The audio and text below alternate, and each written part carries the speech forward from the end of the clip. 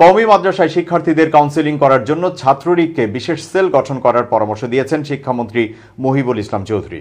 রাজধানীর বকশীবাজারে আলিয়া মাদ্রাসা প্রাঙ্গণে ঢাকা মহানগর দক্ষিণ ছাত্রলীগ আয়োজিত কর্মসূচিতে তিনি এই পরামর্শ দেন। তিনি বলেন, ছাত্রলীগের নেতাদের বিশেষভাবে বলবো, কিছু কিছু রাজনৈতিক দল ইতোমধ্যে কওমি মাদ্রাসাগুলোতে তাদের ছাত্র সংগঠনের কার্যক্রম চালাচ্ছে। একটি রাজনৈতিক দল পরিপূর্ণভাবে রাজনৈতিক কার্যক্রম করার পাশাপাশি ছাত্র সংগঠন নিয়েও কাজ করছে।